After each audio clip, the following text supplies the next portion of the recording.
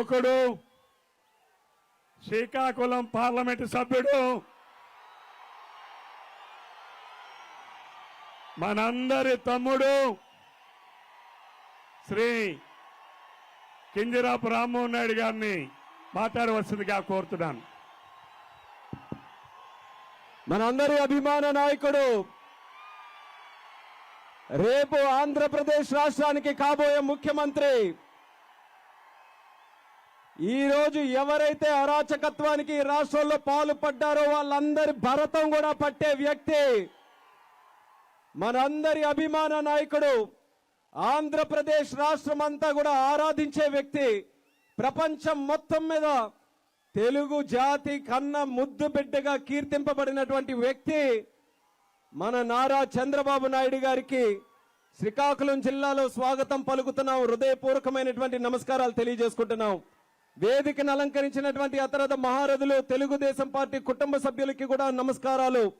అలాగే మన శ్రీకాకుళం పార్లమెంటు నియోజకవర్గాల్లో ఇచ్చాపురం, పలాస, టెక్కలి, నరసన్నపేట, పాతపట్నం, ఆమ్దలవలస మరియు శ్రీకాకుళం నుంచి కదలి వచ్చినటువంటి తెలుగుదేశం పార్టీ కుటుంబ సభ్యులకి, కార్యకర్తలకి, సోదర సోదరీమణులకి, జన సైనికులకి అందరికీ కూడా నా హృదయపూర్వకమైనటువంటి నమస్కారాలు తెలియజేసుకుంటున్నాను.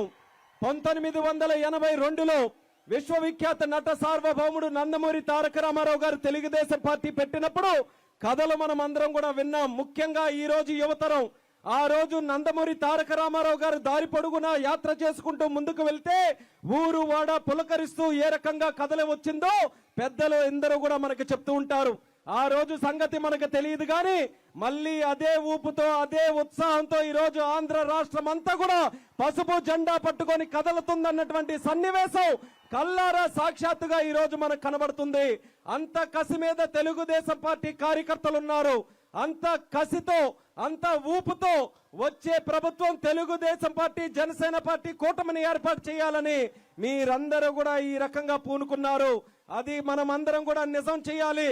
చంద్రబాబు నాయుడు గారు మన 2-3 సంవత్సరాల క్రితం అసెంబ్లీలో ఒక ఛాలెంజ్ చేశారు. ఈ యొక్క కౌరవుల సభని మళ్ళీ గౌరవ సభగా తయారు చేస్తాను, మళ్ళీ నేను ముఖ్యమంత్రిగానే అడుగు పెడతానని ఆ శబదాన్ని నిజం చేసే రోజులు దగ్గరకు వచ్చాయి. జగన్మోహన్ రెడ్డి సిద్ధమా అంటున్నాడు, మనం సంసిద్ధమని చెప్పాలి. జగన్మోహన్ రెడ్డి ప్యాలెస్ లో బీటలు వాలాలి, పిల్లి బయటకు రావడానికి భయపడాలి. మళ్ళీ ఏ చెంచలు కూడా జైలు నుంచి వచ్చిందో అదే చెంచలు కూడా జైలుకు పంపించే విధంగా మనమందరం కూడా వచ్చే ఎన్నికల్లో తీర్పునివ్వాలని ఈ సందర్భంగా తెలియజేస్తున్నాను. ఏమంటున్నాడు? సిద్ధమని సమాధానం చెప్పమంటున్నా. దేనికి సిద్ధం జగన్మోహన్ రెడ్డి? బాబాయిని చంపినట్టు ఇంకెంతమంది చంపడానికి సిద్ధంగా ఉన్నావా? లేకపోతే దళితుల తాలూకా జీవితాలతో ఆడుకొని డోర్ డెలివరీ చేయడానికి సిద్ధంగా ఉన్నావా? లేకపోతే ఒక్క రోడ్డు కూడా వేయకుండా సామాన్యుల ప్రాణాలతో ఆడడానికి సిద్ధంగా ఉన్నావా? మందు మీద వ్యాపారం చేసి ఆడపడుచుల తాలూకా తాలిబట్లు తెంపడానికి నువ్వు సిద్ధంగా ఉన్నావా? యువతి యువకులకి సరైన ఉద్యోగ అవకాశాలు లేక వాళ్ళ భవిష్యత్తుతో ఆడుకోవడానికి సిద్ధంగా ఉన్నావా? ఇలా చెప్పుకుంటూ పోతే ఎన్నో అరాచకాలు, ఎన్నో దుర్మార్గాలు, ఎన్నో దౌర్జన్యాలు ఈ ఆంధ్రప్రదేశ్ రాష్ట్రంలో ఒక చీకటి ఆంధ్రప్రదేశ్ గా తయారు చేశాయి. ఈ చీకటి ఆంధ్రప్రదేశ్ నుంచి మళ్ళీ వెలుగులలోకి రావాలనంటే ఒక అద్భుతమైనటువంటి శక్తి కావాలి. ఆ శక్తి కోసమే చంద్రబాబు నాయుడు గారు, పవన్ కళ్యాణ్ గారు ఇద్దరు కలిసికట్టుగా చేతులు జోడించి ఆంధ్రప్రదేశ్ లో మళ్ళీ దీపం వెలిగించాలని, ఒక నూతన ఉత్సాహంతో ముందుకు నడిపించాలని ఒక నిర్ణయం తీసుకున్నారు. ఆ నిర్ణయం అనుగుణంగానే 99 మంది అభ్యర్థుల్ని మనం నిన్న ప్రకటించాం. ప్రకటన చూసిన తర్వాత మీరందరూ కూడా రాష్ట్రంలో పరిస్థితి చూశారు. వైసీపీ పార్టీలో ఉన్నటువంటి వారందరూ కూడా వాళ్ళ కుర్చీలు వాళ్ళే మడత పెట్టుకొని ఇంటికి వెళ్లే పరిస్థితికి ఈ రోజు వచ్చారనంటే 99 సీట్లకే ఏ రకంగా భయపడుతున్నారో మనం అందరం కూడా చూస్తున్నాం. మనం అనౌన్స్ చేసినప్పుడు నంబర్లు పెట్టాం. 1వ నెంబరు ఫలానా వ్యక్తికి ఇస్తున్నాం, 2వ నెంబరు ఫలానా వ్యక్తికి ఇస్తున్నాం. రేపు వైఎస్ఆర్ కాంగ్రెస్ పార్టీ ప్రకటించిన లిస్టులో 1, 2 ఉండవు. A1, A2, A3, A4 అలా A175 వరకు రాష్ట్రంలో ఉన్నటువంటి గజదంగలు ఎంతమంది ఉంటే, రాష్ట్రంలో ఉన్నటువంటి దౌర్జన్యకారులు ఎంతమంది ఉంటే, దోపిడీదారులు ఎంతమంది ఉంటే వాళ్ళందరికీ కూడా టిక్కెట్లు ఇవ్వడానికి వాళ్ళకి సిద్ధంగా ఉన్నారు. ఒక్కసారి మనం అందరం కూడా మోసపోయాం. శ్రీకాకుళం జిల్లాలో కూడా మనం మోసపోయాం. ఈ రోజు మీరు చూస్తున్నారు శ్రీకాకుళం నియోజకవర్గంలో, అసహందలవలస నియోజకవర్గంలో ఎంతో మురిసిపోయి ఆ రోజు వైఎస్ఆర్ కాంగ్రెస్ కి ఓట్లేశారు. అదే రకంగా ఒకరు స్పీకర్ గా ఉన్నారు, మరొకరు మంత్రిగా ఉన్నారు. ఈ రోజు ప్రపంచాన్నే జయించే శక్తిగా మాట్లాడుతుంటారు. కనీసం ఒక 10 కిలోమీటర్ల రోడ్డు కూడా ఈ రోజు వేయించుకోలేకపోయారనంటే ఎంత దుస్థితిలో ఈ రోజు ఈ రాష్ట్రం, ఈ జిల్లా ఉందో ఒక్కసారి మనం అందరం గమనించాలి. చంద్రబాబు నాయుడు గారు ఆ రోజు మనకి ముఖ్యమంత్రిగా ఉన్నప్పుడు శ్రీకాకుళం జిల్లాలో ఎన్నో కార్యక్రమాలు చేశారు. ఆయన చేసినటువంటి కార్యక్రమాల వల్లే ఈ రోజు వరకు అంతంత మాత్రాన మన జిల్లాలో ఏదో అభివృద్ధి జరిగిందని మనం చెప్పుకోగలుగుతున్నాం. మళ్ళీ మీరు ఖచ్చితంగా ముఖ్యమంత్రి అవుతారు. ఈసారి ముఖ్యమంత్రి అయిన తర్వాత మా జిల్లాలో ఉన్నటువంటి ప్రధాన సమస్యలన్నిటికీ కూడా ముగింపు కార్డు వేయాల్సిందిగా ఈ వేదిక ద్వారా మీకు పిలుపునిచ్చుకుంటున్నాను. మా జిల్లాకు ఉన్నటువంటి ముఖ్యమైన సమస్యలు వ్యవసాయానికి సంబంధించి, సాగునీరుకి మీరు ఆ రోజు కలకన్నారు. నదులు అనుసంధానం చేయాలి, వంశధారాన్ని నాగావళితో అనుసంధానం చేయాలి, వంశధారిని బాహుదాతో అనుసంధానం చేసి ఇచ్చాపురం వరకు 2 పంటలు పండించుకునే సాగునీరు అందించాలని మీరు ఆ రోజు కలలు కని 6,283 కోట్ల రూపాయలతో ఆ రోజు జియో తీస్తే జగన్మోహన్ రెడ్డి వచ్చిన తర్వాత జియోని చింపి పక్కన పెట్టాడు. ఒక్క అభివృద్ధి కార్యక్రమం జరగలేదు. వ్యవసాయానికి సంబంధించి ఒక్క ప్రాజెక్టు ఈ రోజు పూర్తి కాలేదు.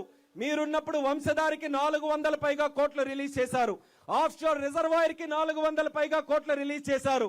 ఈ రోజు ఆ ప్రాజెక్టుల్లో ఒక్క పైసా కూడా ఈ రోజు ఖర్చు పెట్టే పరిస్థితి లేదు.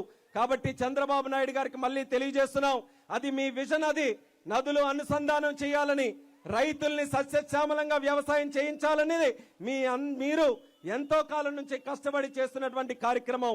మీరు మళ్ళీ ముఖ్యమంత్రి అయిన తర్వాత మాకున్నటువంటి 4 నదులు, నాగావళి, వంశధార, మహేంద్రతని, అలాగే బాహుదా, ఈ 4 నదులు కూడా ఎన్ని కోట్ల రూపాయలు ఖర్చు పెట్టైనా సరే అనుసంధానం చేసి అపర భగీరథుడిగా ఈ శ్రీకాకుళం జిల్లాకి ఎల్లప్పుడూ కూడా చంద్రబాబు నాయుడు గారు పేరు ప్రఖ్యాతలుగా ఉండాలనేది కూడా ఈ సందర్భంగా తెలియజేసుకుంటున్నాను.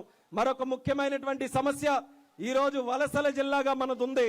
ఏ పని చేసుకోవాలన్నా ఇతర జిల్లాలకి, ఇతర రాష్ట్రాలకి, ఇతర దేశాలకి వెళ్తున్నాం. అటువంటిది మార్పు తీసుకొని రావాలి. వలసలకి అడ్డుకట్టు వేయాలి. దానికోసం మన జిల్లాలోనే ప్రత్యేకంగా స్పెషల్ ఎకనామిక్ జోన్ సెజ్ ని ఒకటి ఏర్పాటు చేసి ప్రపంచంలో ఉన్నటువంటి కంపెనీలు శ్రీకాకుళం నడిబొడ్డుకి వచ్చే విధంగా మీరు పవన్ కళ్యాణ్ గారు మన జిల్లాకి ఆ కార్యక్రమం చేయవలసిందిగా కూడా ఈ సందర్భంగా తెలియజేసుకుంటున్నాను. అలాగే మా స్పోర్ట్స్ కూడా డెవలప్ చేయాలి. అలాగే మాకు టూరిజం కూడా డెవలప్ చేయాలి. జీడి, కొబ్బరి పరిశ్రమలు ఉన్నాయి, డెవలప్ చేయాలి.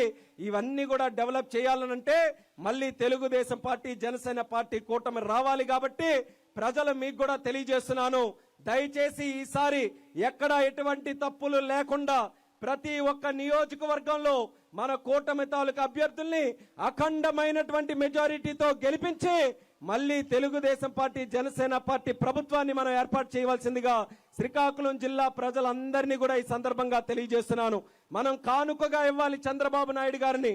ఎంతో ఆశ పెట్టుకున్నారు శ్రీకాకుళం జిల్లా మీద. తెలుగుదేశం పార్టీ పుట్టినప్పటి నుంచి ఒక కంచుకోటలాగా ఈ జిల్లా ఉండింది. అటువంటి కంచుకోటని మళ్ళీ మనం తయారు చేసుకోవాలి. 7 నియోజకవర్గాల్లో అసెంబ్లీలో మనం గెలవాలి. ఎంపీని కూడా మనం గెలిపించుకొని ఈ శ్రీకాకుళం జిల్లా తెలుగుదేశం పార్టీకి గుండెకాయ అనేది మనం అందరం కూడా నిరూపించుకోవాలని కార్యకర్తలందరికీ కూడా ఈ సందర్భంగా పిలుపునిస్తున్నాను. జనసేన కేడర్ కూడా ఎంతో ఆనందంగా ఈ యొక్క పొత్తును కూడా స్వీకరించి వాళ్ళు కూడా ఈ రోజు కలిసికట్టుగా గ్రామంలో కూడా ముందుకొస్తున్నారు. జన సైనికులకు కూడా ప్రత్యేకమైనటువంటి అభినందనలు. ఈ రోజు వైఎస్ఆర్ కాంగ్రెస్ పార్టీ వాళ్ళ క్యాడర్ ఎవరో తెలియదు, వాళ్ళ నాయకులు ఎవరో తెలియదు. ఎంపీలుగా, ఎమ్మెల్యేలుగా పోటీలు చేయమని టిక్కెట్లు ఇస్తామనంటే ఏ ఒక్కరు వచ్చే పరిస్థితి లేదు. అటువంటిది వాళ్ళ పార్టీ గురించి ఈ రోజు మాట్లాడుకోకుండా మన పొత్తుల గురించి ఈ రోజు మాట్లాడుతున్నారు. చంద్రబాబు నాయుడు గారు, పవన్ కళ్యాణ్ గారు చాలా చక్కగా, సంతోషంగా, నవ్వుతూ ప్రజలందరికీ తెలియజేసే విధంగా ప్రెస్ మీట్ పెట్టి మరి క్యాండిడేట్స్ అనౌన్స్ చేశారు. ఆనందంగా అనౌన్స్ చేశారు. చేతులు కలుపుకొని మనం అనౌన్స్ చేశారు. చంద్రబాబు నాయుడు గారికి లేని బాధ, పవన్ కళ్యాణ్ గారికి లేని బాధ అంబటికి పుట్టుకుందో ఏంటో తెలియట్లేదు. కోడిగుడ్డి మంత్రికి పుట్టుకుంది ఏంటో తెలియదు, రోజా గారికి పుట్టుకుంది ఏంటో తెలియదు. ఇలా వైఎస్ఆర్ కాంగ్రెస్ పార్టీ వాళ్ళు భయంతో మనం లిస్టులు రిలీజ్ చేసి మనం క్యాండిడేట్స్ అనౌన్స్ చేస్తే వాళ్ళు ఖచ్చితంగా ఓడిపోతారనే ఆలోచనతో ఏం చెప్పకుండా ఈరోజు అష్ట కష్టాలు కూడా పడుతున్నారు. అందుకని ప్రజలు కూడా నేను చెప్పేది చేసి మీరెవ్వరు కూడా ఓవర్ కాన్ఫిడెంట్ కావద్దు. గెలుస్తాం మనం ఖచ్చితంగా, కానీ ఆఖరి ఓటు పడేంత వరకు కూడా, ఆఖరి నిమిషం వరకు కూడా, పోలింగ్ జరిగేటటువంటి ఆఖరి నిమిషం వరకు కూడా మనం అందరం కూడా అప్రమత్తంగా ఉండి వాళ్ళు చేసే ప్రతి కార్యక్రమానికి కూడా తిప్పికొట్టే విధంగా మన కార్యకర్తలు అందరూ కూడా సిద్ధంగా ఉండాలని మళ్ళీ ఈ సందర్భంగా తెలియజేసుకుంటూ, ఇంత పెద్ద ఎత్తున జిల్లా నలుమూలల నుంచి కూడా కదలి వచ్చినటువంటి కార్యకర్తలందరికీ కూడా పాదాభివందనం ఈ సందర్భంగా తెలియజేసుకుంటున్నాను. అన్ని దారులు కూడా ఈ యొక్క మీటింగ్కే ఈ రోజు వచ్చే విధంగా ప్రతి ఒక్కరు కూడా ఈ ప్రాంగణానికి విచ్చేశారు. కాబట్టి రేపు రాబోతున్నటువంటి ఎన్నికల్లో చంద్రబాబు నాయుడు గారిని ముఖ్యమంత్రి చేయడానికి అందరూ కూడా కృషి చేయాలని తెలియజేసుకుంటూ మీ అందరి దగ్గర సెలవు తీసుకుంటున్నాను. జై హింద్, జై జన్మభూమి, జై తెలుగుదేశం, జై జనసేన, చంద్రబాబు నాయుడు గారి నాయకత్వం.